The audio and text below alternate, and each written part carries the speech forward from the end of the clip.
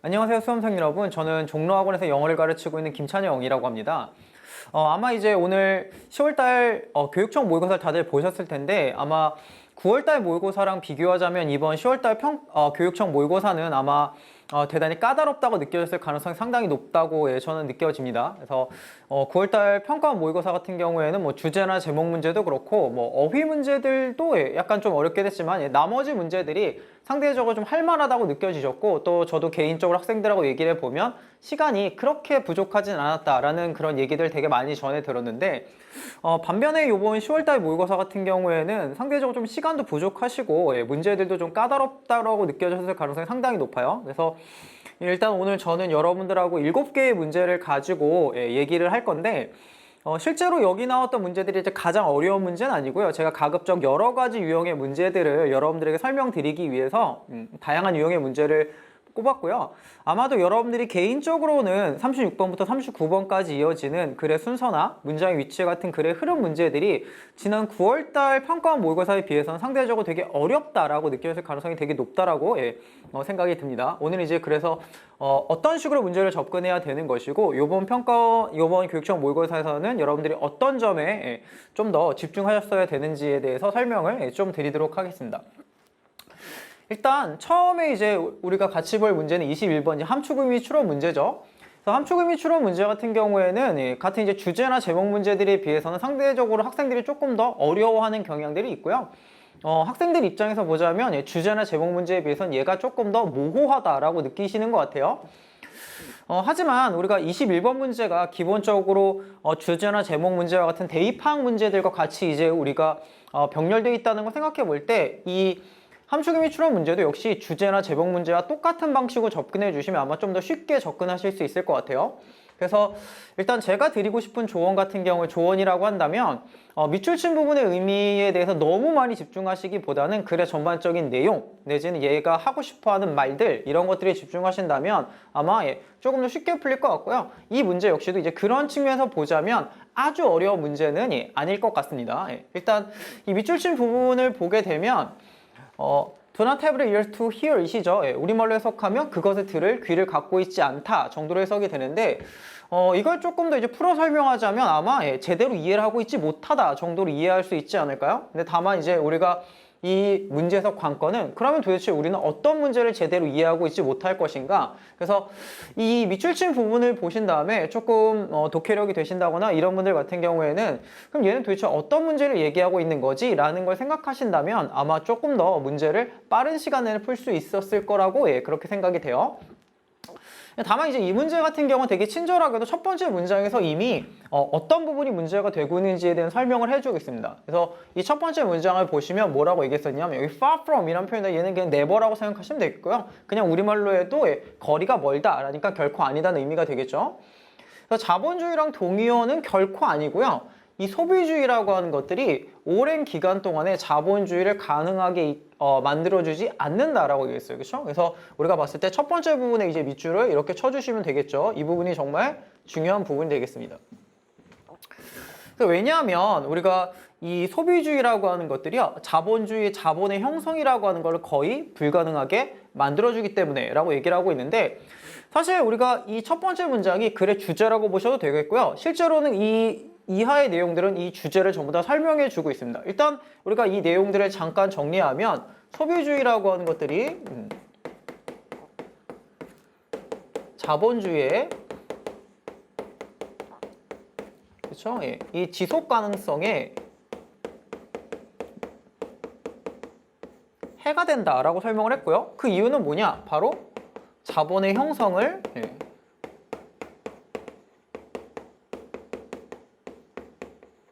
저해한다라고 이렇게 설명을 했죠. 얘는 이제 이 부분을 설명하고 있는 건데, 첫 번째 문장에서 실제로 그 뒤에 것들을 보면 이제 이거에 대한 설명을 이제 진행하고 있습니다. 일단 이 다음 문장을 보면 이 소비 문화라고 하는 것들은 기본적으로 저축의 문화도 아니고요. 스위프티는 절약입니다. 그러니까 저축이나 절약과는 거리가 멀다가 되겠죠. 얘 같은 경우에는 여기 이제 투투용법이 나오죠. 여기서 여기 투투용법들이 이제 계속 진행이 되는데, 여기 보시면요. 여기를 보면 얘가 다음번 장난감을 사는데 너무나 꽂혀있게 만들기 때문에 사람들이 일단은 만족감을 뒤로 미루지도 못하고요. 심지어는 미래를 위해서 저축을 하거나 투자를 하지 않는다라고 얘기했어요. 그렇죠? 그래서 요점은 간단하다라는 거죠. 너 같은 경우에는 자본이 없으면 기본적으로 지속 가능한 자본주의를 가질 수가 없는데 자본이라고 하는 건요. 당연히 저축이 없으면 생겨날 수가 없겠죠. 예. 그리고 너 같은 경우가 기본적으로 갖고 있는 네가 벌어들인 모든 것들 다 쓰면서 돌아다닌다면 저축을 할 수가 없다가 되겠죠. 쉽게 얘기하면 이제 이 부분 같은 경우에는 왜 소비주의라고 하는 게 자본의 형성을 저해하는지 기본적으로 저축을 못하게 하는 거죠. 그러다 보니까 기본적으로 자본주의라고 하는 건 자본을 바탕으로 성립이 되는 건데 자본이 없으니까 자본주의도 오래 갈 수가 없다라는 걸 설명하고 있는 거죠. 그렇죠? 정확하게 말씀드리면 여기서부터 여기까지요. 예, 여기서부터 이 부분까지가 뭘 설명하고 있냐? 이 첫 번째 문장의 설명들을 충실하게 풀어 설명하고 있다라고 보시면 되겠습니다. 그렇죠? 근데 이 내용에서 벗어난 부분이 없는 거죠. 자, 그러나 문제는 뭐냐? 이 혼란이라고 하는 게 너무나 깊어진 나머지 많은 사람들이 오늘날에는 그것을 들을 귀를 갖고 있지 않다. 다시 말하면 이 부분을 이해하고 있지 못하다죠. 그렇죠? 아까 우리가 여태껏 내용을 봤지만 우리가 이 글에서 얘기를 하고 있는 게 뭐죠? 바로 소비주의라고 하는 게 자본주의 지속 가능성에 해친다. 왜냐? 자본주의 형성을 저해하기 때문이야 라고 하는 부분을 설명했고 우리가 이해하고 있지 못하는 부분들은 바로 이 부분이 되겠죠. 그렇죠? 따라서 우리가 밑줄친 부분 같은 경우에는 글의 전반적인 맥락들을 생각해 보게 되면 소비주의가 갖고 있는 문제점들에 대한 것이구나 라는 걸 쉽게 알 수가 있습니다. 자, 그래서 우리가 이 밑줄친 부분에 대한 의미를 나타내는 부분들의 선지들을 보게 되면 일단 첫 번째 부분은 뭐죠? 우리가 이자율을 낮추는 국가적인 정책에 동의하지 않는다는 건데 이거 제가 설명드리진 않았지만 이자율에 대한 설명은 왜 나온 거죠? 바로 요 밑부분에 대한 설명 때문에 그런 거죠. 밑부분에 보면은 우리가 국가정책 역시도 이제 이걸 따라가다 보니까 이율을 거의 0%까지 0%까지 떨어뜨리다 보니까 사람들이 굳이 저축을 하지 않는다 이런 거에 대한 설명인 건데 얘 같은 경우에는 뭐 우리 글의 전체적인 내용과는 크게 상관이 없는 거죠. 자, 두 번째 부분 같은 경우에는 소비주의라고 하는 게 자본주의와 동의어라는 사실을 무시한다는 건데 얘는 글의 내용과 안 맞죠? 자본주의와 동의어가 아니라고 일단 이미 설명을 했습니다. 세 번째는 소비주의라고 하는 것들이요. 사람들이 어떤 안녕이라든지 웰빙에 크게 기여하지 못한다고 믿는다는 건데 사람들이 소비주의를 지나치게 맹신하고 있는 게 문제이기도 하고 얘는 소비주의의 폐해를 설명하는 거기 때문에 얘 같은 경우에는 뭐 상관이 없겠죠. 4번은 뭐냐? 저축이라고 하는 것들이 국가를 부유하게 만든다라고 하는 잘못된 가정들을 형성한다는 건데 일단 기본적으로 얘는 저축이 필요하다는 입장이죠. 글의 내용과 일단 상관이 없습니다. 답은 당연히 5번이 될 건데 5번 같은 경우에는 뭐죠? 소비주의만으로는요 자본주의를 지탱할 수가 없다는 걸 이해하지 못한다가 되겠죠. 그렇죠? 그래서 우리가 아까 얘기했던 글의 전반적인 흐름들 내지는 글의 전반적인 주제가 소비주의가 갖고 있는 문제점들에 대한 설명이기 때문에 그 부분에 집중하시면 답이 5번이구나라는 걸 알 수가 있습니다. 그래서 이 21번 문제 같은 경우에도 전반적인 이런 출제 경향들하고 비교했을 때 아주 어려운 문제라고 보기는 좀 힘들 수가 있겠죠. 자, 그 다음에 이제 24번 글의 제목 문제로 넘어가면 되는데요. 이게 지난번 9월달 평가원 모의고사를 보시면 알겠지만 주제나 제목 문제가 상당히 쉽게 풀리는 경향들이 있었거든요. 근데 걔 같은 경우 일단 글의 내용적인 측면보다는 지문 자체보다는요 선지 구성 자체가 여러분들에게 문제를 좀 더 쉽게 풀 수 있도록 도와준 면이 있었는데 10월달 모의고사 같은 경우에는 걔네들보다는 조금 더 까다롭다고 느껴져요. 그래서 실제로 어떤 식으로 이제 까다로웠는지에 대한 설명을 한번 보도록 하시죠. 이제 글의 제목이나 주제 문제인데 이제 제목이나 주제 문제들을 풀 때는 저는 이제 개인적으로는 학생들에게 얘기를 하는 게 일단 제목이나 주제를 파악하기는 첫 번째 이 글의 소재. 그러니까 다시 말하자면 얘가 과연 무엇에 관련된 얘기를 하는 것이냐, 얘가 하고자 하는 대상이 뭐지? 라는 걸 파악하고 이 소재에 대한 파악만으로도 이제 문제가 풀리는 경우들도 있지만 또한 우리가 소재가 되게 파악하기 쉬운 경우들 있잖아요. 얘 같은 경우 이제 그런 문제라고 보는데 이 소재가 파악하기 쉬웠을 경우에는 과연 이 소재를 가지고 어떤 얘기를 하는 것이냐, 그렇죠? 어떤 이야기를 하는 것이냐. 저 같은 경우 이제 이걸 글의 방향성이라고 얘기를 하는데 이 부분에 이제 집중하셔서 문제를 풀어주시면 되겠죠. 그래서 이 글의 방향성이나 아니면 어떤 얘기를 하는 것이냐라는 부분들은 글에 이제 반복적으로 설명되는 경우들이 많기 때문에 이 글에서 반복적으로 설명하고 있는 부분들에 집중하시면 됩니다. 아마 문제를 풀어보신 분들이라면 소재 문제 같은 경우는 이미 쉽게 해결이 된다는 걸 알 수가 있습니다. 왜냐하면 첫 번째 문장에서 이미 이걸 설명해 줬거든요. 바로 이 글의 소재는 뭐죠? 바로 케이브 아트, 그렇죠? 동굴 예술입니다, 그렇죠? 이게 이 글의 소재가 되겠습니다. 실제로 우리가 이 먼저 선지들을 보시면 알겠지만 이 글 같은 경우에는 이 케이브 아트 내지는 케이브 페인팅이라고도 설명을 할 수가 있는데 이 소재 자체가 너무나 명확하기 때문에 글의 선지들을 보시면 알겠지만 1번부터 5번까지 쭉 보셨을 때 케이브 아트 내지는 케이브 페인팅이라고 하는 소재가 들어가지 않은 선지는 딱 하나밖에 존재하지 않습니다. 그러니까 다시 말하자면 이 문제 같은 경우에는 소재 파악이 너무나 쉽기 때문에 이거를 가지고 문제를 해결하는 것들은 어렵다라는 거죠. 그러면 이제 우리는 어떤 부분에 집중할 거냐?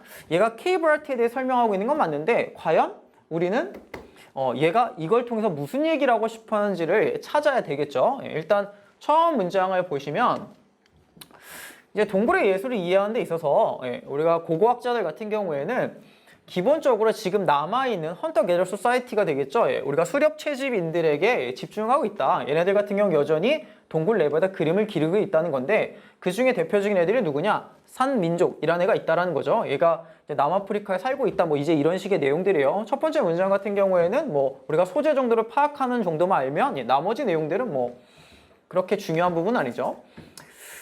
자, 근데 우리가 이거죠.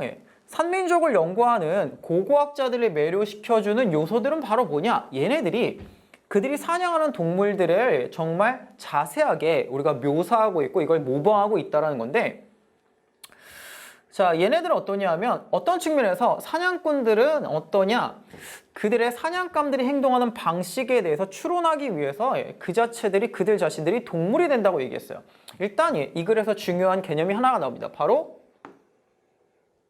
동물이 된다죠. 이 부분은 사실은 우리가 조금 눈치가 빠른 학생들이라면 눈치채셨겠지만 바로 앞문장에도 이거에 대한 설명이 있었죠. 뭐냐면 그들이 사는 동물들을 정말 자세하게 모방한답니다. 쉽게 얘기하면 우리가 이 사냥꾼들 같은 경우에는 그 동물 자체가 되려고 되게 많이 노력을 한다는 거죠. 그리고 dispel over the into ritual입니다. 이런 것들이 이제 의식이란 부분으로 넘어가게 된다는 건데 마찬가지로 여기 나오는 이 ritual이라고 하는 이 부분의 개념들도 대단히 중요하게 됩니다.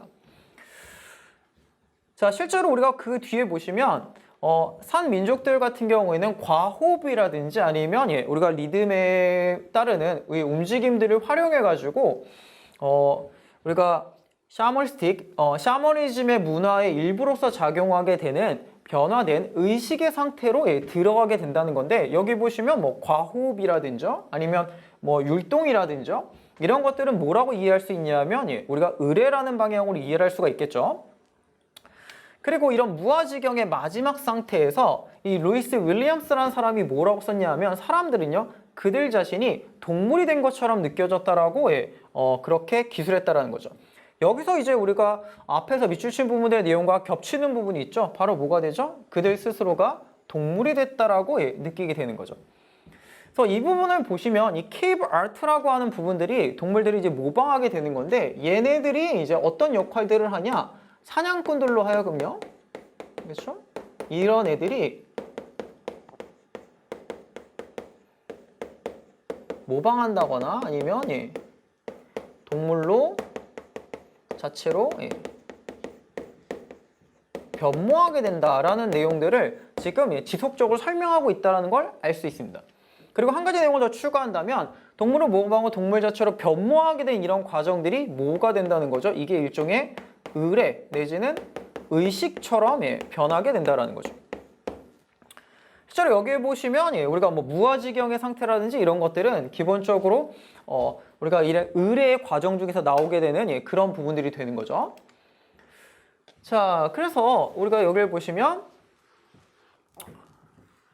자, 그래서 이 인류학자인 킴 힐에게는 먹을 동물들을 인지하거나 먹을 동물들과 그리고 도망칠 동물들을 확인하고 관찰하는 것들이 단일한 과정으로 합쳐지게 된다라는 거죠. 그렇죠? 그래서 이 단일한 과정이라고 하는 게 뭐냐? 동물들을요, 마치 인간과 같은 의도를 가지고 있는 것으로 보게 되는 건데, 사실 인간과 같은 의도를 가지고 있다라는 건 뭐냐 하면 동물이 인간과 크게 다르지 않다라고 하는 앞의 내용들과 우리가 일맥상통하고 있다라는 걸 알 수가 있는 거죠. 그래서 우리가 이 글 같은 경우 일단 첫 번째 소재는 케이브 아트 내지는 케이브 페인팅이 되겠고요. 그거에 따라오는 이제 부수적인 내용들은 뭐냐? 이 케이브 아트라는 것을 통해서 사냥꾼들은 어떤 걸 의도하는 것이냐? 동물들을 모방하거나 동물 자체로 변모하게 된다. 그리고 그런 것들이 일종의 의뢰로서 작용하고 있다는 거죠. 그래서 그런 부분들을 다 감안하게 됐을 때 답은 몇 번이라는 걸 알 수 있냐 하면 이 선지들을 보시면 일단 1번은 동굴 그림이라고 하는 것들이 인간의 창의성을 시작하게 만들었다 이런 개념인데 얘 같은 경우에는 뭐죠? 모방한다 내지는 변모한다 이런 개념들이 빠져 있죠. 일단 1번은 아닙니다. 2번 같은 경우에는 초창기 인류들이 이 동굴 예술들을 통해서 의사소통을 했다는 건데 이게 의사소통적인 기능을 갖고 있다는 설명을 하고 있지 않았죠. 그래서 2번도 안 되고요. 3번 같은 경우에는 어떠냐? 동굴 예술에 묘사된 초기 인류들이 겪었었던 어려움들인데 이것도 물론 글에 설명되고 있지 않습니다. 4번 같은 경우에는 조상들에게 경의를 표하기 위해서 우리가 샤머니즘 문화를 썼다라는 건데 얘 같은 경우에는 일단 여기 나왔던 케이브 아트라든지 이런 개념들이 다 빠져있죠. 4번 IMO 안 되고요.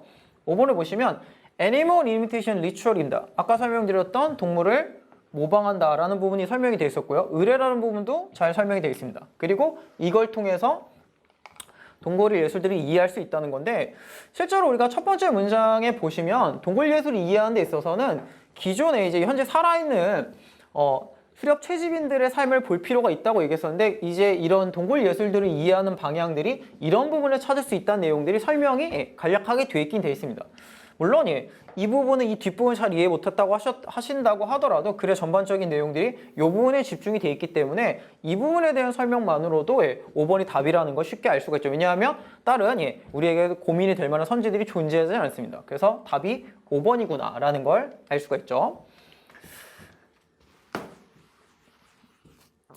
그래서 주제나 제목 문제 같은 경우에는 이런 단계들을 거치시면서 차분하게 하나하나씩 선지를 지운다거나 아니면 내용들을 파악하신다면 좀 더 쉽게 문제를 해결할 수 있지 않을까 싶어요. 그 다음에 이제 29번의 어법 문제입니다. 개인적으로는 이 어법 문제가 아마 어법에 자신이 없었던 친구들, 대부분 학생들이 사실 저한테 그런 얘기들을 되게 많이 하는데 그런 학생들에게는 조금 되게 좀 뭐지? 라는 생각을 가지게 했을 가능성이 상당히 높아요. 왜냐하면 이 문제들을 이제 풀어보셔서 알겠지만 얘 같은 경우에 이제 학생들이 보통은 되게 잘 알고 있는 완문 불완문이라든지 아니면 동사찾기 문제라든지 이런 유형의 문제들이 출제됐다는 것이 아니라 얘는 이제 능동과 수동 쪽에서 문제가 출제됐기 때문에 아마도 어법에 되게 이제 자신 있지 않은 친구들 같은 경우에는 아마 동사찾기라든지 완문 불완문만 찾다가 이 문제를 해결 못했을 수도 있다는 생각은 좀 들긴 드는데 일단 이 1번 문제부터 이제 보기부터 이제 차분히 가면서 어떤 부분들을 얘가 의도하고 있는지를 설명을 드리도록 하겠습니다. 일단 1번 문제 같은 경우에는 보시면 알겠지만 이 1번 문제에서 묻고자 하는 건 뭐죠? 바로 주술관계의 일치입니다. 이 문장의 구조를 보시면 the idea that 이라고 하는 이 동격의 대절이 나오고요. 그렇죠? 그 다음에 이 대절이 어디까지 가냐? 여기서부터 여기까지 가게 됩니다. 그래서 이 문장의 주어는 뭐냐? 바로 the idea라는 거죠. 이게 단수죠. 반면에 지금 얘 같은 경우는 이 was라고 하는 동사 바로 앞에는 not leaders라고 하는 복수가 나오죠. 그래서 보통 이런 문제들이 동사 바로 앞에 있는 명사가 주어인 거니 아니면 저 멀리 있는 다른 명사가 주어인 거니 라고 하는 주술관계의 일치. 그렇죠? 얘는 일치 문제를 물어보는 거죠. 단수의 일치 문제라고 보시면 되겠죠. 그래서 단수와 복수의 차이를 물어보는 문제인데 얘 같은 경우에는 문장의 맨 앞에 있는 더 아이디어가 주어기 때문에 was라고 하는 단수 동사가 답이 되는 게 맞겠죠. 그렇죠? 그래서 1번은 주술관계 일치를 물어보는 문제고 수의 일치를 물어보는 문제고 얘는 괜찮습니다. 2번 문제를 보시면 2번 문제가 사실 이제 학생들의 입장에서는 조금 얘가 뭘 물어보는 건지라고 생각하실 수가 있는데 얘를 보면 우리 대절부터 여기 썸 인디비주얼부터 보시면 돼요.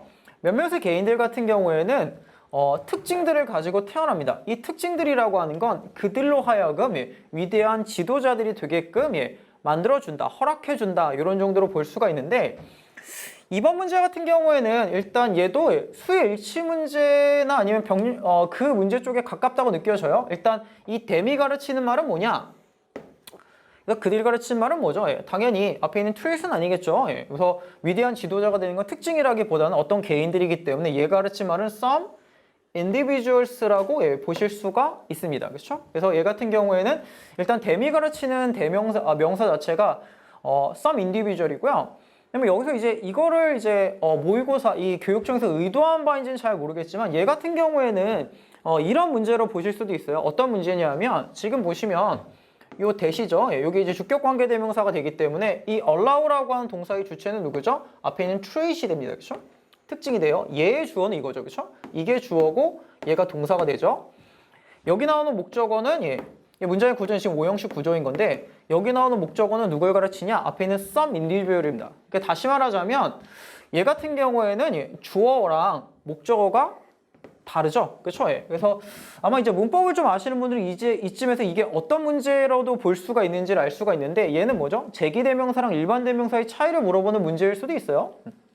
그래서 일단 기본적으로 앞에 보시면 단수를 지칭하는 말이 없기 때문에 이 문제의 출제 의도는 오히려 제기대명사 쪽에 조금 더 가깝지 않나라고 저는 개인적으로 생각을 하는데 얘는 주어랑 목적어가 지금 다른 상태이기 때문에 그렇죠? 그래서 얘 같은 경우에는 주어랑 목적어랑 일단 다르고요. 그렇죠? 그 다음에 가르치는 대상이 복수기 때문에 이걸 감안한다면 우리가 제기대명사를 쓴다기보다는요. 얘는 그냥 일반 대명사를 써주는 게 맞겠다라는 측면으로 보게 돼도 어느 면으로 봐도 2번은 맞게 되겠죠. 자, 그 다음에 3번이 됩니다. 3번은 되시죠? 그래서 아마 뭐 어법에 좀 취약하다고 하시는 분들도 이걸 딱 보면 뒷문장은 완전한가 불완전한 것인가 이런 쪽으로 이제 접근을 하시면 되는데 이 뒤에 문장을 보시면 Leaders are born, not made입니다. 리더는 태어나는 거지 만들어지는 것이 아니다. 이게 누가 봐도 이 문장은 완벽하죠. 완벽한 문장이기 때문에 that을 쓰는 건 맞고요. 다만 앞에 있는 이제 widely stated argument라고 하는 명사가 있기 때문에 얘의 성격은 도대체 뭔가라고 궁금해하실 수는 있겠지만 이 3번의 문제 같은 경우에는 이 that의 성격은 동격의 that이고요. 여러분들이 아시겠지만 이 동격의 that은 접속사입니다. 얘는 뒤에 완벽한 문장이 오면 되죠. 그래서 3번 같은 경우에는 뭐 여러분들이 잘 알고 계시는 완전한 문장과 불완전한 문장의 차이 이런 걸 물어보는 문제라고 볼 수가 있습니다.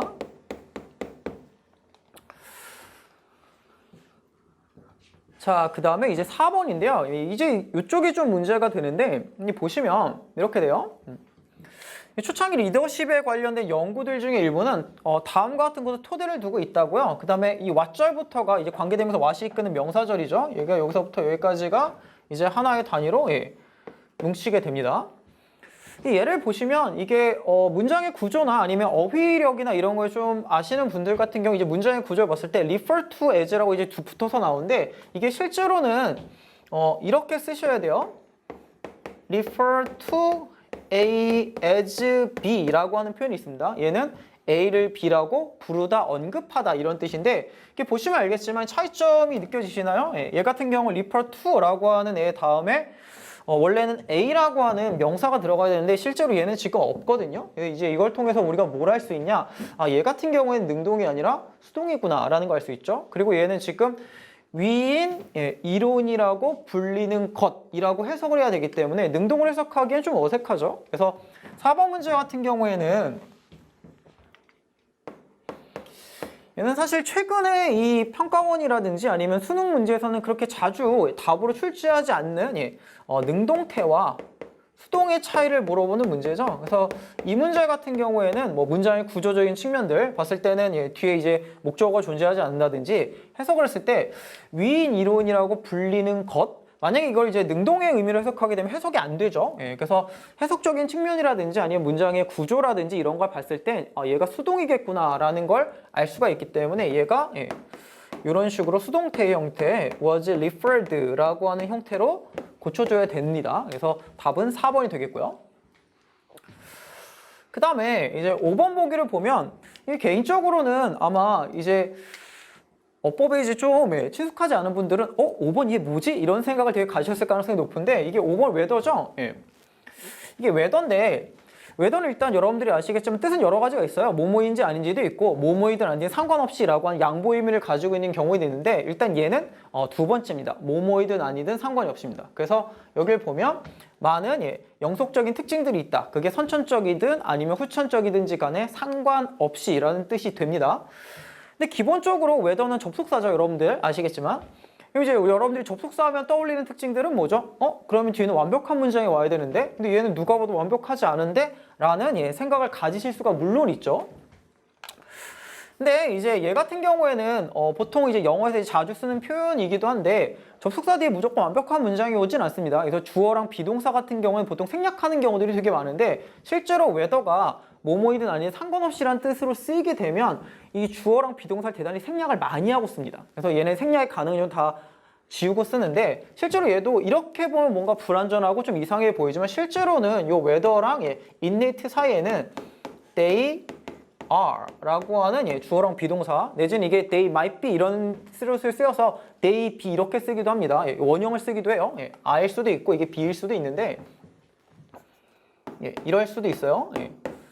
이 둘 중에 하나 이게 다 생략된 형태인 거죠. 그래서 얘 같은 경우에는 5번은 우리가 겉으로 봤을 때는 완벽한 문장이 아닌 것처럼 보이기 때문에 얘가 되게 이상해 보이지만 얘는 실제로는 여기 주어랑 비동사가 생략된 구조이기 때문에 완벽하다. 물론 they 가르치는 말은 앞에 있는 many enduring qualities 이걸 가르치는 말입니다. 그래서 5번은 겉보기랑 다르게 괜찮다. 그래서 일단 기본적으로 아마 이 수동과 능동을 찾지 못한 학생들 같은 경우에는 5번을 답으로 골랐을 가능성이 상당히 높거든요. 제 경험치에 따르자면 많은 학생들이 이 어법 문제를 풀 때 본인이 이제 확실하게 답을 모르게 되면 자신이 잘 모르는 보기들을 선택하게 되는데 제가 이제 늘 여러분들에게 드리는 말씀, 제가 가르치는 학생들에게 드리는 말씀은 뭐냐? 여러분들이 어릴 때 낯선 아저씨가 이제 아이스크림 사준다 그러면 따라가면 안 된다라고 배우잖아요. 어법 문제에서도 여러분들이 모르거나 낯선 보기를 따라가면 보통 망합니다. 그래서 이 5번 같은 경우에는 약간 그런 함정을 노리는 문제가 아닌가라고 생각이 들고요. 이렇게 이제 본인들이 잘 모르는 어법상의 내용들이 시험 문제 나오면 얘는 일단 답으로 고르시면 안 됩니다. 그래서 얘는 5번은 좀 이상해 보이지만 괜찮다. 그래서 답은 4번입니다. 물론 이제 우리가 뭐죠? 보통은 이 어법 문제에서 가장 중요하다고 하는 동사 찾기 문제가 사실 이번 시험에서는 이제 보기에 선지가 없습니다. 그래서 이 동사 찾기를 열심히 찾으시는 분들 같은 경우에는 아마 이번 어법 문제를 풀다가 얘는 뭐야? 라는 생각을 가졌을 가능성이 조금 높다라고 생각은 들어요. 그래서 어쨌든 얘는 어법 문제가 조금 까다롭게 출제가 됐다라고 저는 생각이 들고요. 그 다음에 30번 문제. 이 문맥상 낱말의 쓰임이 적절하지 않은 어휘 추론 문제가 되죠. 뭐 학생들이 되게 많이 어려워들 합니다. 그리고 생각보다 독해력도 많이 요구하기 때문에 시간도 많이 들기는 해요. 실제로 아마 이 문제들을 풀다가 학생들이 얘가 도대체 뭐지? 이런 생각을 가졌을 가능성이 상당히 높아요.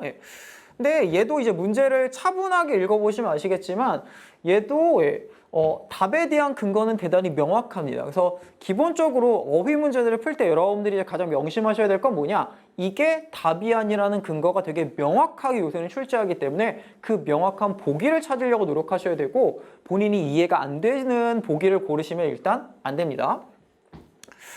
그래서 이 문제 같은 경우에는 기본적으로 전체적인 내용을 다 이해하기 위해서는 글의 주제를 이해하는 게 분명히 필요하지만 만약에 문제를 풀겠다. 그러니까 쉽게 얘기하면 우리가 순수하게 수험이라는 입장에서 접근할 경우에는 글의 내용을 잘 이해 못해도 문제를 풀 수는 있긴 해요. 물론 좀 어렵긴 하겠죠. 자, 일단 첫 번째 문장을 보시면 첫 번째 문장에서 이렇게 얘기했어요. 음악 연주가들과 그들의 노동조합이죠. 그렇죠? 노동조합들은 기본적으로 초창기의 리코딩, 우리가 이 녹화본이 되겠죠? 이런 애들을 그들의 생계의 위협이라고 여기진 않았어요. 왜냐하면 이 초창기에 녹음된 것들의 품질이 정말 형편없었기 때문이죠. 일단 이 글에서 첫 번째 문장에서 여러분들이 이제 인식하셔야 되는, 잡고 가야 될 내용들은 뭐냐? 바로 그들의 생계에 위협이 된다는 거죠. 생계에 대한 위협. 뭐 당연하겠지만 뭐 우리가 CD라든지 TV라든지 뭐 MP3 여러 가지 것들이 있으면 굳이 우리가 라이브 퍼포먼스를 볼 필요가 없겠죠. 아주 유명한 애들이 아니라고 한다면 그런 측면 이해하시면 되겠고요. 근데 오래지 않아서 음악가들이 이제 우리가 궁금해하기 시작한 거죠. 뭐냐?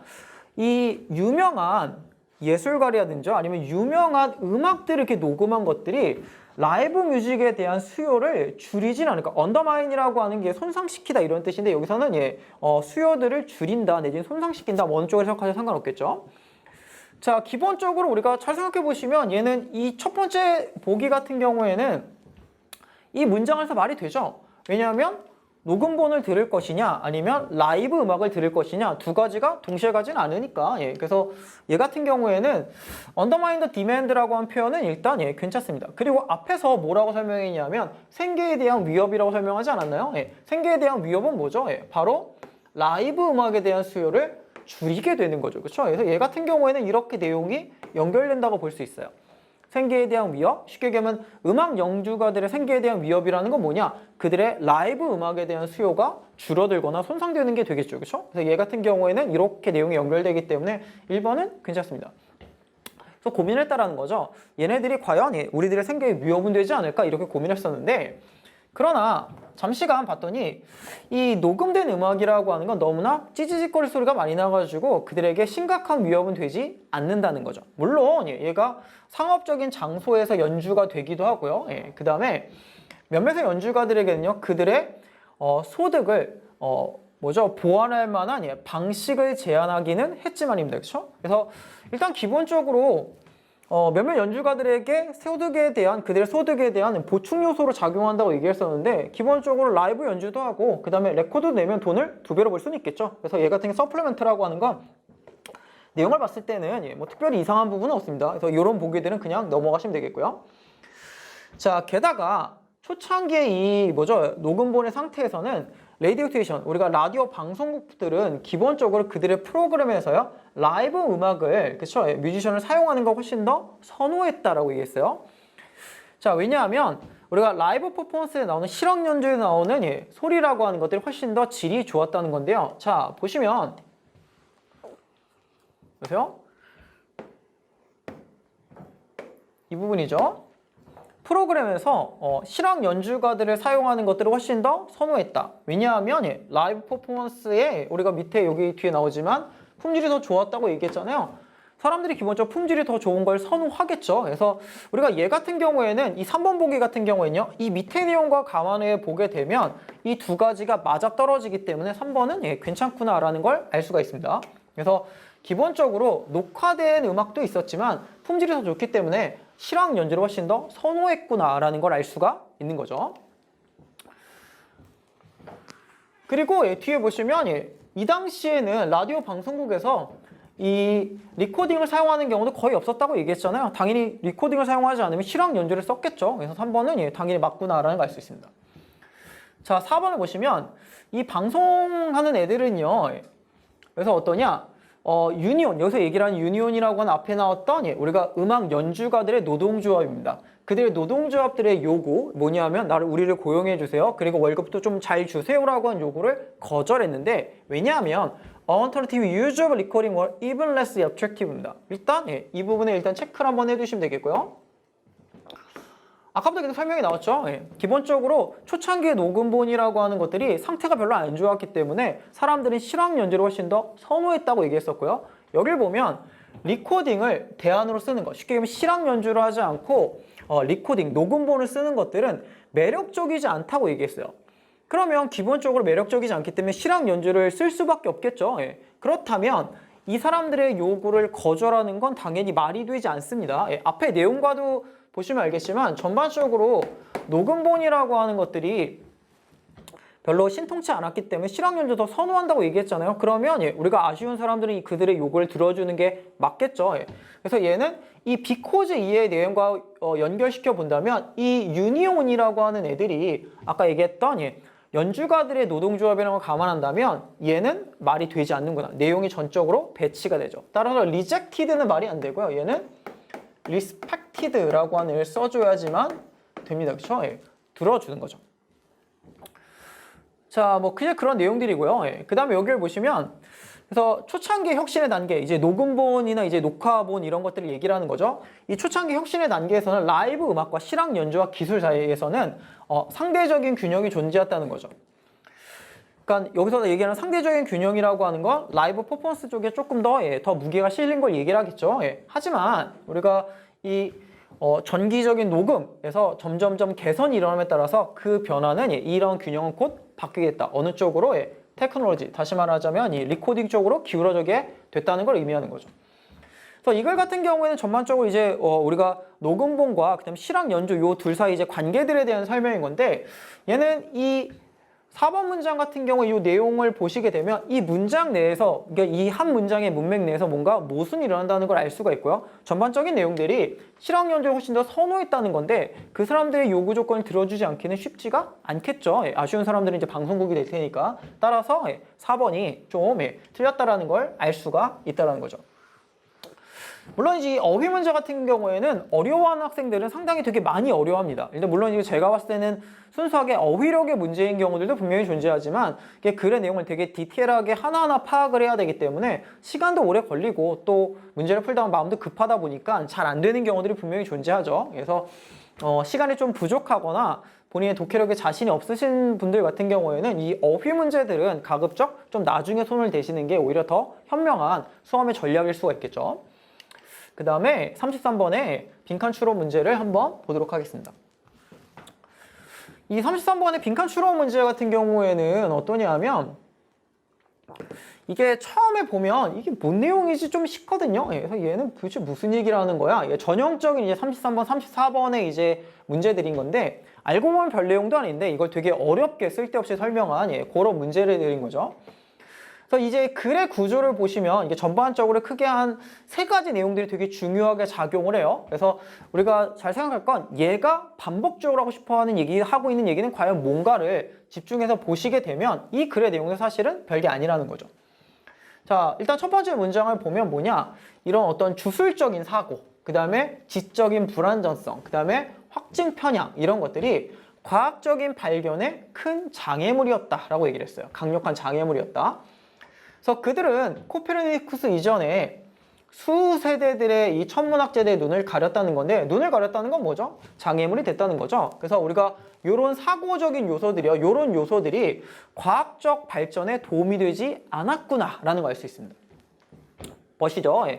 중요한 부분이 이제 여기서부터 시작이 됩니다. 자, as 21st century researchers have discovered입니다. 21세기 연구자들이 발견한 것처럼 이러한 세 개의 장벽들, 앞에 얘기했던 얘네들이죠. 요 장벽들이 모두 다 무너지게 됐다는 거죠. 일단 첫 번째, 요게 밑줄 한번 쳐주세요. 이런 새로운 장벽이 무너지게 됐다는 거죠. 단순한 교습 기법을 가지고 옵니다. 장벽들이 무너졌다는 얘기는 뭐죠? 과학적 발전이 조금 더 용이하게 됐다라고 이해하시면 되겠죠. 그래서 우리가 이 부분의 내용은 장벽들이 무너졌다는 걸 그냥 과학적 발견들이요. 이전보다는 좀 더 용이해졌다. 그렇죠? 이런 식으로 이해를 해주시면 됩니다. 자, 근데 이 기법이라는 건 뭐냐? 우리의 두뇌를요, 우리 자신의 바깥에 있는 환경으로 옮기는 겁니다. 일단 이 부분에도 체크는 되셔야 돼요. 이제 뒤에서 이거에 대한 설명이 계속 나오거든요. 일단 이 부분만 읽어서는 이게 뭔 내용인가 싶거든요. 일단 좀만 더 읽어보시면 요거에 대한 설명이 나옵니다. 자, 그 환경이라고 하는 건 어떠냐? 우리 집에서 멀리 떨어져 있는 자연, 보호구역일 수도 있고요. 아니면 컴퓨터가 시뮬레이션을 만들어낸 화성일 수도 있고요. 아니면 우리의 건강이라든지 사회적 지위라든지 아니면 물질적인 성공과는 직접적으로 연관되어 있지 않은 다른 장소일 수도 있다는 거죠. 그래서 일단 우리가 첫 번째 뭐가 나오죠? 그 환경에 대한 설명이 나옵니다. 그렇죠? 그 환경. 그러니까 우리 외부에 있는 환경에 대한 설명이 나오는 거죠. 과학적 발견이, 아까 여기까지 정리하면 과학적 발견이 용이해졌는데 이건 뭐죠? 환경의 변화를 가지고 오는 거죠. 그렇죠? 환경에 변화를 주는 거죠. 이 환경들은 어떤 특징이 있었나요? 여기 보시면 알겠지만 우리의 직접적인 삶과는 거리가 대단히 멉니다. 실제로 이제 우리가 그런 거에 대한 설명이 나오는데 이 환경에 대한 설명은 이 환경은 어떤 환경이죠? 우리의 직접적인 이해관계는요. 직접적인 이해관계가 직접적인 연관성이 상대적으로 적은 환경들이 되는 거죠. 자, 이 환경에서는 어떠냐? 우리의 자아라고 하는 것들이요. 이 예측이 틀린 것들을요. 것에 대해서 대단히 상처를 입지 않아요. 자, 우리가 이 부분이 이제 되게 중요한 파트인데 여기에 밑줄 한번 쳐주시고요. 예. 이 부분이 되겠죠. 예. 자, 아까 얘기했잖아요. 예. 과학적 발견이 용이하게 만들어주는 그 기법은 뭐였죠? 환경에 변화를 주는 거죠. 이 환경이라는 건 뭡니까? 우리와 직접적인 연관성이 없는 환경입니다. 이제 그러면 이제 우리가 설명이 필요하죠. 도대체 환경을 옮기는 게 도대체 무슨 상관이 있겠냐라고 했을 때 그 환경을 옮기게 되면 어떠냐? 환경을 옮기게 되면 어떠한 장점이 있죠? 이거는 뭐죠? 예측에 있어서 예측에 대한 부담감이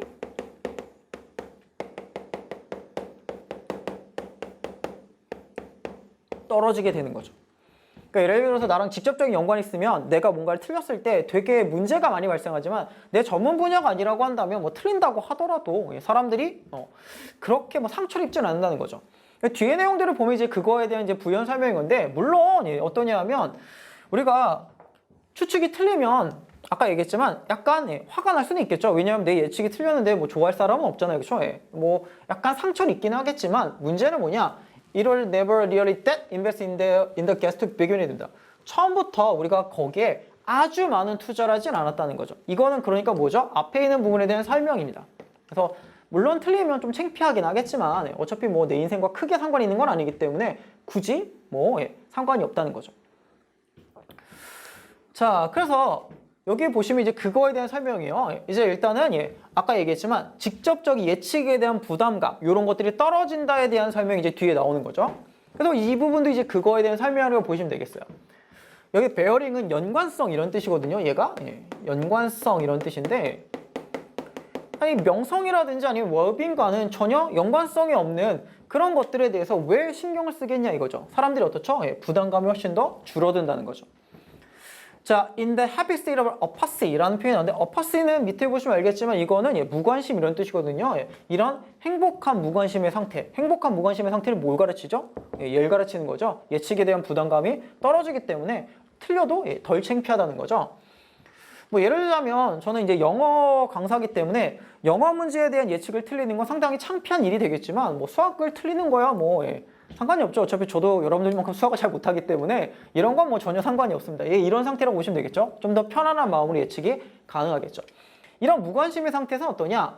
우리가 자아라고 하는 것들이요. 이 데이터들을 뭔가 조작한다거나 아니면 정서적으로 위협을 받는다거나 아니면 주술적으로 경도된다거나 이럴 가능성이 상당히 떨어지게 된다는 거죠. 자, 우리가 이 데이터를 조작하거나 아니면 뭐 주술적으로 경도된다거나 아니면 정서적으로 위협받는다거나 이런 것들은 전부 다 뭐죠? 아까 얘기했던 바로 장벽들이라고 보시면 되겠죠. 그렇죠? 이런 장벽들을 가질 가능성이 상당히 떨어지게 됩니다. 그러면 그 나머지 결과는 뭐죠? 아까 얘기했지만 그러면 우리의 두뇌들이 다음과 같이 하도록 자유롭게 된다는 건데 자, 보세요. 앞에서 이제 우리가 내용들이 보면 자, 환경에 변화를 주게 되면 뭐죠? 과학적인 발견이 용이해진다. 왜냐? 이 환경이라고 하는 게 나랑 직접적인 연관성이 있는 건 아니기 때문에 예측에 대한 부담감이 줄어든다고 얘기했어요. 그러면 우리가 내용들을 보면 여기 보면 이제 장벽이 무너지게 되는 건데 그러면 나머지 내용들은 뭐죠? 여기에 들어갈 내용은 뭘까요? 그렇죠? 여기에 있는 내용들 중에서 바로 이 부분이 되겠죠. 그렇죠? 과학적 발견이 용이해진다라고 보시면 되겠죠.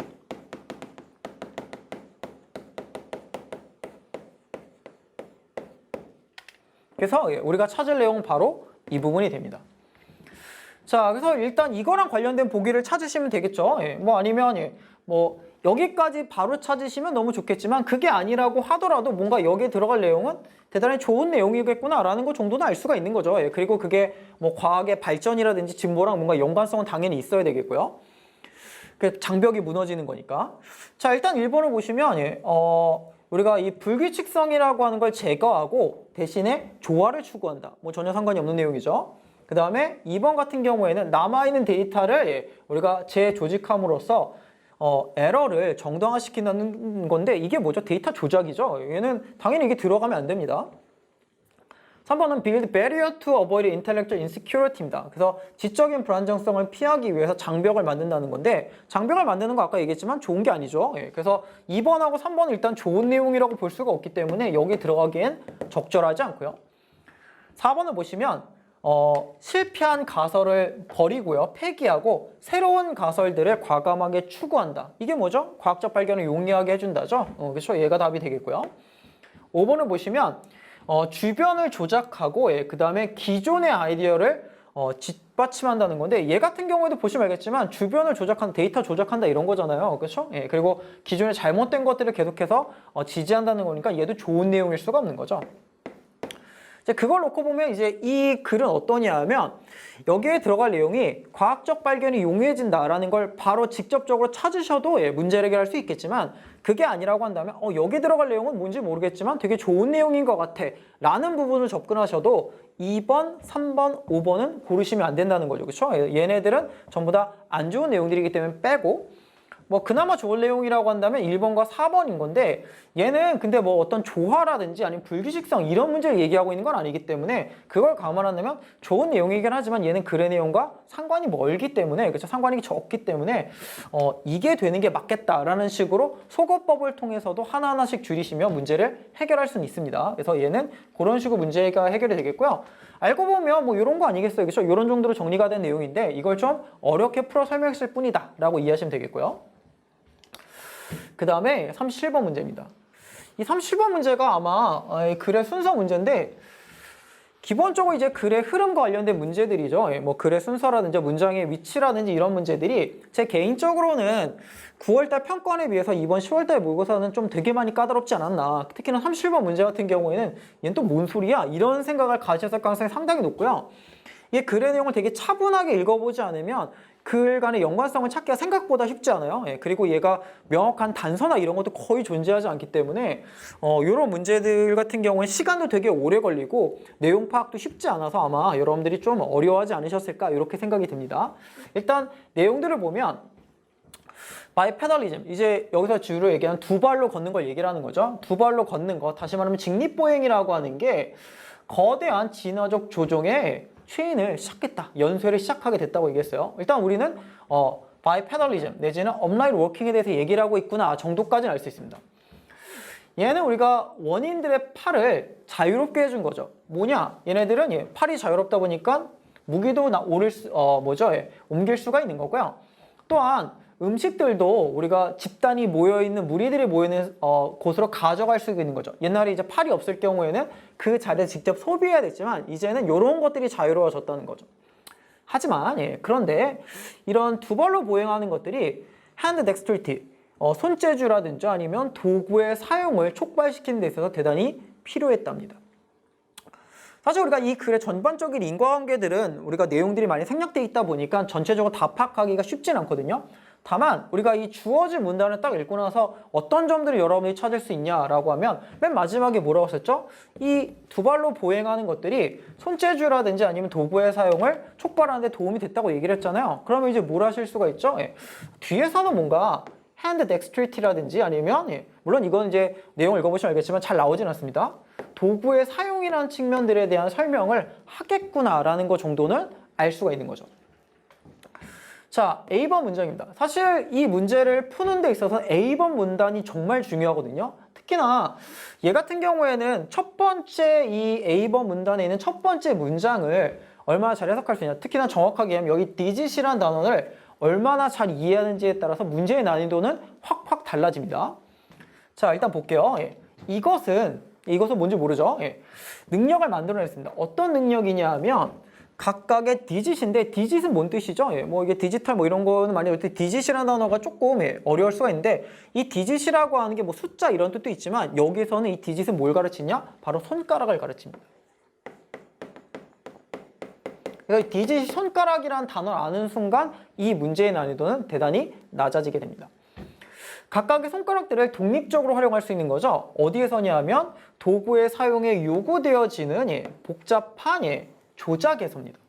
자, 이 첫 번째 문장을 읽으면 우리가 뭘 할 수 있냐면 첫 번째 문장에서 아까 주어진 문단의 설명이 또 어떤 개념이 나오죠? 도구의 사용이 나옵니다. 도구의 사용.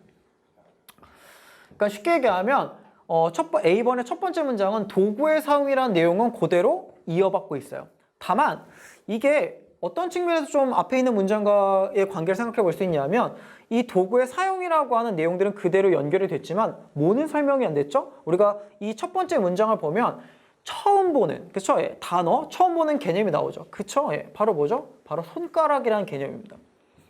그러니까 A번 같은 경우에는 이 손가락이란 개념 자체가 설명이 돼야지만 나올 수 있는 문제라는 거죠. 왜냐하면 이것이라고 얘기를 했기 때문에 앞에는 뭔가 내용이 나와서 손가락의 사용에 대한 내용을 연결돼야 되는데 얘 같은 경우는 그러니까 내용이 뭔가 하나는 더 추가가 됐어야지만 이 문장이 올 수가 있다는 거죠. 그러니까 바로 연결되기에는 이 첫 번째 문장에서 이것이 능력을 만들어냈다를 설명하기 쉽지가 않아요.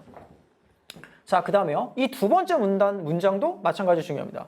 but, 그러합니다. 자, 우리가 두 발로 보행하는 것이 없었더라면, 이거 가정법입니다. 얘 같은 경우에는, 트렁크는 여기서 몸통이거든요. 그래서 도구를 만들거나, 도구를 사용하는 동안에 손을 빠르게 움직이는 데 있어서 몸통을, 우리가 이러한 지렛대로서 활용하는 것들이 불가능했을 것이다. 정도 내용이죠. 물론 이제 우리가 내용 자체를 파악하기는 어렵지만 이 두 번째 문장을 딱 보시고서 어떤 걸 이해하셔야 되냐? 얘는 뭘 설명하는 걸까요? 이게 없었다면 우리가 몸통을 제대로 활용하지 못했을 거야를 설명하는 거죠. 그렇죠? 얘 같은 경우에는 이 바이페달리즘, 다시 말하면 직립보행이 갖고 있는 장점에 대한 설명입니다. 그러니까 직립보행이 그렇죠? 이게 정말로 필요하다. 필요성 내지는 중요성에 대한 설명을 하고 있는 거죠. 이 A번의 마지막 문장은 이걸 설명했습니다. 이거를 잡으셔야지만 그 뒤의 내용들을 좀 더 쉽게 파악하실 수가 있어요. 자, 그 다음에 이제 B로 넘어갈게요. 하시모토와 그들의 동료들은 결론을 낸 거죠. 뭐냐? 이 도구의 사용에 기저를 이루는, 여기 보시면 아시겠지만 도구 사용이 나옵니다. 도구 사용. 그렇죠? 얘가 따로 발전을 했다는 거, 진화를 했다는 거죠. 어떤 애랑 따로 진화를 했냐면 인간의 직립보행에 요구되어지는 것과는 다른 식으로 발전했다. 왜냐하면 인간과 원숭이 모두에서 각각의 손가락, 그쵸? 아까 우리가 디짓이 무슨 뜻이라고 했죠? 손가락이라는 얘기를 했었죠? 손가락 얘기가 어디 나옵니까? 바로 여기 나옵니다. 그쵸? 자, 각각의 손가락들이 어떠냐? 이런 데서 되게 독립적으로 작용을 하게 된 거죠. 마치 손가락이라고 하는 것들이 물리적으로, 신체적으로 손에서 분리되어 있는 것처럼입니다. 자, 그래서 우리가 정확하게 무슨 내용인지는 알기가 쉽진 않지만 얘는 뭘 알 수 있죠? B에서는 손가락이라는 개념이 추가가 됐고요. 그 다음에 여기 보시면 알겠지만 도구 사용이라고 하는 이 내용들이 연결이 됐습니다. 그러면 이제 우리가 뭔가 B랑 A가 연결이 되겠구나 라는 걸 알 수가 있다는 거죠. 자, 마지막으로 C를 보시면 자, 이 바이페달리즘이라고 하는 것들은요 또한 입과 치아를 자유롭게 해줬다는 거죠. 그래서 얘가 조금 더 복잡한 우리가 시스템을 개발하도록 만들어줬다는 거죠. 근데 얘가 언어의 발전에 대단히 중요한 역할을 했다는 거죠. 여기서 우리가 주목할 단어는 바로 올소가 되겠고요. 근데 보시면 알겠지만 언어를 발전하는 데 있어서 바이페달리즘이 되게 중요하다는 얘기 아니겠습니까? 그렇죠? 그러면 C의 첫 번째 문장에서 얘기를 하고 있는 건 뭐죠? 그렇죠? 얘 같은 경우에는 직립보행에 갖고 있는 중요성, 필요성 몇 번? 두 번째가 됩니다. 자, 그래서 우리가 내용을 뒤에 보면 이제 그래서 두뇌가 되게 크게 발달했다 이제 이런 거에 대한 설명인 건데 내용들을 차분하게 정리해보면 이렇게 되는 거죠. A번에서는 문제를 이제 도식화시켜 설명드리면 A번에서는 뭘 설명해 있냐? 일단 도구 사용이라고 한 개념이 나왔었고요. 그 다음에 디짓, 다시 말하면 손가락에 대한 개념이 처음에 언급이 됐습니다. 그렇죠? 개념만 뽑으면 이렇게 되겠죠. 일단 첫 번째 문장에서 뽑을 수 있는 개념은 이거고요. 그 다음에 두 번째는 뭘 설명했죠? 바이페달리즘의 중요성이 됩니다. 그렇죠? 이렇게 정리가 되겠고요. B에서는 뭐가 나왔죠? 얘 같은 경우에는 도구 제작과 관련된 뭔가 사용 관련된 뭔 얘기가 나왔었고요. 그렇죠? 그 다음에 손가락 얘기가 여기서도 이렇게 나왔었습니다. 그렇죠? 이렇게 되고요. C를 정리하면 어떻게 되죠? C를 정리하면 바이페달리즘의 중요성. 근데 올소라고 하는 걸 감안할 땐 얘는 뭐죠? 2번이 되겠죠. 그렇죠? 그래서 우리가 도식화시켜 설명한다면 내용은 좀 복잡하고 다 이해하기는 쉽지 않지만 도식화시켜 설명한다면 일단 A 다음에는 C가 오는 게 당연히 맞겠고요. 그렇죠? 그 다음에 글의 내용을 봤을 때도 핑거가 마지막에 나오고 이거 처음에 나왔잖아요. 그렇죠? 그래서 글의 순서는 일단 B가 맨 처음에 오고요. 이 과정을 따지자면 B가 처음에 오고 그 다음에 이게 오고요. 그렇죠? 마지막에서 중요성을 설명해 줬기 때문에 중요성 두 번째를 설명해 주는 C가 마지막에 오면 된다. 그래서 답이 2번이구나라는 걸 알 수가 있다라는 거죠. 그렇죠? 그래서 사실 얘는 내용도 좀 복잡하고 단서라고 하는 것도 사실 아까도 말씀드렸지만 이 디짓이라는 단어를 쉽게 알고 계신 분이라면 이 문제는 되게 쉽게 풀 수가 있지만 그렇지 않다라고 한다면 얘는 조금 어렵거나 좀 많이 돌아가야 되는 그런 문제일 수가 있는 거죠. 물론 선지의 구성상 지금 이 중요성을 파악하게 되면 A랑 C 이렇게 된다는 건 알 수가 있잖아요. 그렇죠? 그럼 이제 보통 1번이 답이 되는 경우 많지 않기 때문에 여기까지 파악하신 분들이라고 한다면 아마 2번으로 가셨을 가능성이 높기 때문에 뭐 그런 식으로 접근을 하실 수 있을 가능성도 있다고는 보여져요. 자, 그 다음에 마지막 문제를 보도록 하겠습니다. 자, 이 39번 문제인데 얘는 38번 문제도 상당히 까다롭습니다. 글의 문장의 위치 문제들과 글의 순서 문제 다들 어렵긴 한데 이 39번 문제 같은 경우에도 내용을 잘 이해하셔야 되겠고요. 물론 얘도 연결사 같은 힌트들이 조금 있긴 있어요. 하지만 그게 여러분들에게 되게 명확한 단서로 작용했을 거냐라고 하면 그 부분은 조금 생각해볼 여지가 있겠죠. 자, 일단 39번의 주어진 문단의 내용을 보면 문장을 보시면 이렇게 되는 거죠. 고대에 우리가 화토불에서 나오는 우리가 검게 그을린 뼈라든지 심지어는 우리가 탄화 퇴적물이라고 하는 것들이 그거를 읽는 방법을 알고 있는 사람들에게 되게 유용한 도구가 될 수 있다요. 자, 일단 이 부분에 밑줄 한번 쳐주시고요. 기본적으로 뭐죠? 뭐 뼈라든지 탄화된 뼈라든지 아니면 탄화 채탄소 퇴적물이라고 하는 게 도움이 된다죠. 물론 중요하다 이런 내용이요. 일단 여기까지만 이해하시면 돼요. 근데 사실 얘만 읽고서는 뒤에 어떤 내용이 올지는 사실 쉽게 짐작하기는 쉽진 않습니다. 자, 종이라든지 아니면 질병의 진화 역사라고 하는 건 또 다른 역사랑 비슷하다 이렇게 얘기했어요. 뭐 여기까지 알 수 없죠. 자, 우리가 실험이라고 하는 건 있을 수가 없는데요. 일반적인 관점에서 그런 거죠. 어떤 실험이냐면 뭐 우리의 조상들이 처음 얼마나 오래전에 뭐 요리라든지 아니면 다른 목적으로 해서 이 불을 썼는지도 알 수 없고요. 그 다음에 이런 변화들이 어떠한 진화적인 효과를 가지고 있는지에 대한 실험은 우리가 할 수가 없다고 했어요. 자, 실험을 할 수 없다는 얘기는 뭔 거죠? 이거는 정확하게 알 수가 없다는 내용입니다. 그래서 우리는 정확하게 알 수 없어요. 역사나 이런 데서 정확하게 아는 것들은 되게 불가능한 거죠. 하지만 역사라고 하는 것들은 어떠냐? 그것이 남긴 기록들을 검토함으로써만 우리가 이걸 탐구할 수가 있다고 얘기했어요. 그래서 직접적으로 알 수 있는 수단은 없지만 우리가 기록들을 통해서 알 수 있다. 뭔가 간접적인 방식은 활용할 수 있다는 내용 정도로 여기까지 정리하시면 되겠죠. 그 다음에 3번 보기 다음에 봤더니 likewise라는 게 있습니다. 그렇죠? 체크하셔야죠. 이 연결사인데 이게 무슨 뜻이죠? 마찬가지로라는 뜻이죠. 여러분들이 아시겠지만 마찬가지로라고 하는 건 앞에 있는 것과 비슷한 맥락의 내용이 나올 거라는 거죠. 그렇죠? 앞에 거랑 이제 비슷한 내용들이 나와야 되는데 자, 이 3번 보기 뒤에 있는 문장을 보시면 단백질이라든지 DNA의 화학적 구조라고 하는 것들은 밝혀질 수가 있다는 거죠. 우리가 해독이 될 수 있습니다. 뭐 하기 위해서냐면 관계들, 그렇죠? 지금은 되게 달라 보이는 종들 사이에 관계를 밝혀내기 위해서 이 단백질과 DNA의 화학적 구조가 읽혀질, 해독될 수 있다고 얘기했어요. 그렇죠? 여기 밑줄 한번 쳐주시고요. 자, 마찬가지로 아닙니까? 그렇죠?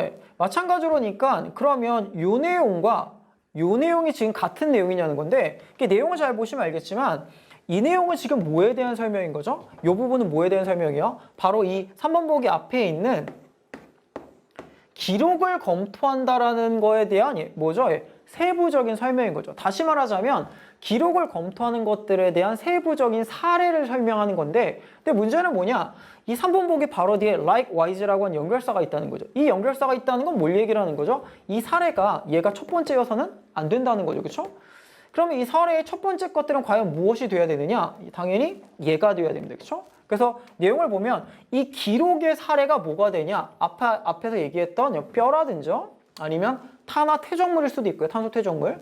아니면 마찬가지로 단백질이나 DNA 같은 것들이 될 수가 있다라는 거죠. 따라서 우리가 이 likewise-라는 연결사를 감안하게 된다면 얘 같은 경우에는 답은 3번이구나 라는 걸 알 수 있죠. 사실 얘는 만약 문제의 난이도가 조금 더 낮아질 거였으면 이 앞에 for example 같은 연결사가 들어갔으면 좀 더 쉬웠겠죠. 그래서 얘는 예를 들자면 요런 애도 있고 그 다음에 요런 애도 있어. 또한 뭐 이런 정도 됐으면 좀 더 쉬운 문제였겠지만 그게 없다고 하더라도 이 likewise-라는 연결사에 집중하시게 되면 문제를 해결할 수가 있다는 거죠. 물론 이 3번 보기 뒷부분에 나온 내용들이 앞에 있는 이 자료 내진 기록을 검토한다는 것에 대한 세부적인 내용이라는 걸 안다면 조금 더 쉽게 알 수가 있겠지만 그게 아니라고 하더라도 이 연결사를 통해서 답을 알 수가 있고요. 실제로 뒤에 보면 이제 앞에 있었던 내용과 비슷합니다. 뭐냐? 타임머신이 개발될 때까지는 우리가 과거로 가가지고 그렇죠? 주요한 기질들의 특징들을 관찰할 수가 없다고 얘기했어요. 아까 얘기했지만 실험을 할 수 없다. 직접 알 수는 없다는 거예요. 직접 알 수 없지만 그럼에도 불구하고 남아있는 자료들을 우리가 쭉 검토해가지고 선사시대 역사들 재구축할 수는 있다는 거죠. 그렇죠? 다시 말하지만 직접 경험할 수는 없지만 남아있는 자료를 우리가 활용해가지고 간접적으로나마 얘를 미루어 짐작할 수 있다는 내용들이 여기까지 연결이 되는 거죠. 그래서 그런 것들을 감안했을 때 답은 3번이구나 라는 걸 알 수가 있습니다. 물론 이 연결사를 놓치고 그 뒤에 내용을 넘어가시게 되면 아마 답을 찾기는 생각보다 쉽지 않았을 거라고 생각이 됩니다. 그래서 이제 문제들을 쭉 여러분들이 풀어보시고 저랑 같이 이제 강의를 보셔서 알겠지만 전반적으로 보자면 9월 평가원 모의고사에 비하자면 이번 10월달 모의고사는 확실하게 좀 까다롭습니다. 아마도 이게 9월달 평가원이 조금 더 너무 쉽게 상대적으로 손쉽게 출제되다 보니까 10월달 모의고사 문제는 상대적으로 조금 더 여러분들에게 더 어렵게 느껴질 수도 있겠죠. 하지만 기본적으로 이게 뭐죠? 지난 몇 년간의 이제 이런 출제 경향들을 보게 되면 9월 달이 조금 어렵고 그 다음에 10월과 그 다음에 수능 같은 경우는 상대적으로 좀 더 쉽게 출제되는 경향들이 있었어요. 올해는 이제 그 흐름에서 반대가 된 거죠. 그러다 보니까 제가 봤을 때는 작년 10월이나 이제 수능하고 좀 비견될 만큼의 난이도인데 9월 달에 비해서 조금 9월 달에 너무 쉽게 출제다 보니까 여러분들이 좀 뜨억하시는 그런 느낌을 받았을 수 있는 그런 문제였고요. 일단 기본적으로 제 개인적인 견해고 주변 선생님들 많이 얘기하시겠지만 9월달 평가원을 기준으로 이제 영어 공부를 하시는 건 조금 많이 위험하실 수가 있겠고요. 또 마찬가지로 이번 시험에서 9월달 평가원에 비해서 좀 성적이 떨어졌다라고 해서 너무 좌절하실 필요는 없어요. 남은 기간 동안에 이런 것들을 이제 잘 마무리하시면 얼마든지 좋은 결과를 얻을 수 있기 때문에 그 남은 시간 동안에 물론 이제 영어가 절대평가로 전환이 되다 보니까 학생들이 많은 시간을 할애하진 않지만 그래도 영어 성적이 좀 필요하신 분들이라고 한다면 9월달 평가원보다는요 요 시험 문제 10월달 모의고사 문제의 기준을 맞추셔가지고 조금 더 시간이라든지 아니면 이런 것들의 영어 공부에 조금 투자를 하시는 게 수능에서 좀 더 좋은 결과를 얻으실 수 있을 것 같고요. 남은 한 달 동안 잘 마무리하셔서 남은 기간 동안 잘 마무리하셔가지고 수능에서는 전부 다 좋은 성과를 얻으시기를 바라겠습니다. 오늘 수고하셨습니다.